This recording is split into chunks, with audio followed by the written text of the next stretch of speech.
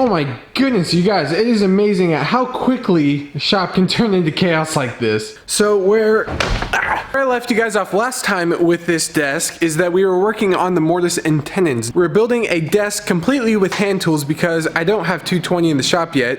And as a matter of fact, that is why the shop is actually like this, but that's besides the point. So this is a hand tool project and you can build it for 50 bucks. It's about 22 inches by 47 inches and it's all going to be mortised and tenoned, and then the top here is what we laminated, which was able to dry overnight perfectly. So the first thing on the agenda for today are the mortise and tenons. We'll get that glued up and then we'll go back and work on the top when that's drying. So this is what our mortise looks like here laid out, and the first thing we're going to do here is actually do a 1/2 inch bit in the drill and plunge down to the depth of the full mortise.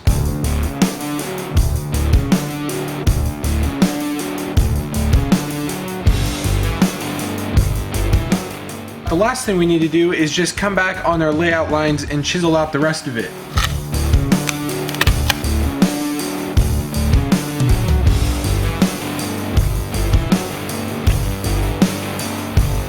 Ah, there we go. So there we go, we got that shoulder nice and tight, and this one is now complete.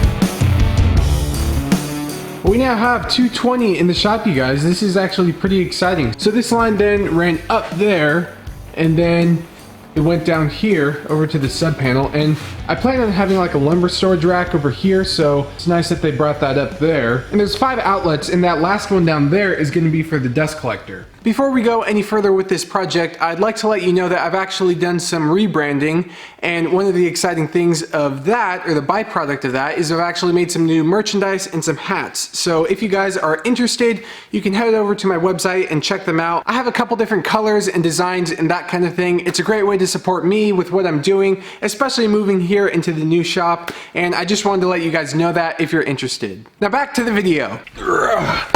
And before we keep going here on the desk, I'd like to actually get all this put away because all this needs to come back against the wall. So as you can tell, the shop is being put together slowly but surely, and this is just one step in the process.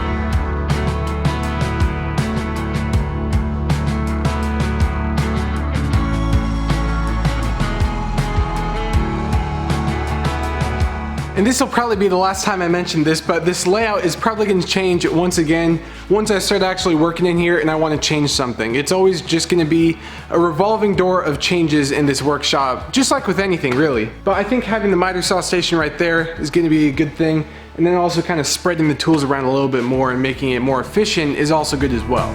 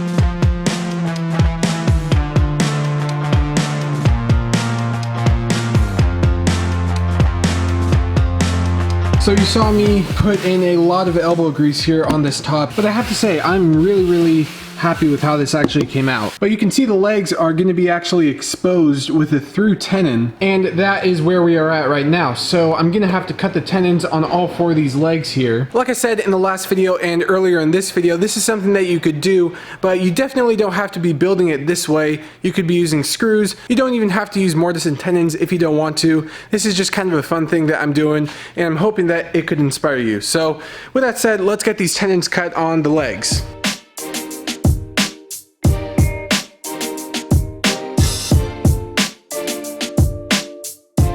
Here's another tip for you if you're cutting joinery or something. When the piece is actually assembled like this, it's hard to actually go to the bench and clamp it down. One thing I've kind of learned, and I've kind of seen other people do it too, is you put a piece of wood right on your knife line right there, and then using like a flush trim saw, you can then actually cut that shoulder nice and clean.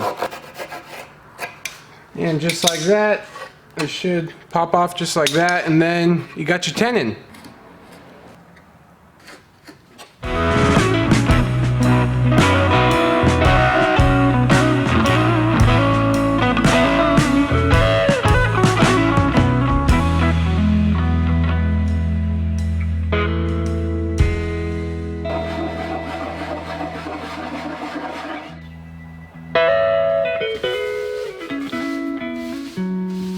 And with that, I'm gonna call it there on this one, guys. I didn't use a single thing except for the drill, as you saw. Now, this desk didn't turn out as nicely as it could if I had used other power equipment, but that really wasn't the point of this video. And you know, the joints aren't perfect, you know, the mortise and tenons aren't perfect, the pieces aren't exactly 100% square, but I think the fact that I made this completely out of hand tools, you know, puts this a level above anything I could have done with the power tools. So with that said, I hope that you guys enjoyed this or found it useful or inspiring. And if you actually ended up building something similar to this because you saw this video, send me a link, send me an email, something like that. I'd love to see it. But anyway, I hope that you guys enjoyed this video. Make sure that you subscribe and turn on your notifications so that you get notified when I actually put out a new video. It's pretty much all I got for you guys for this one, and I will catch you in the next one.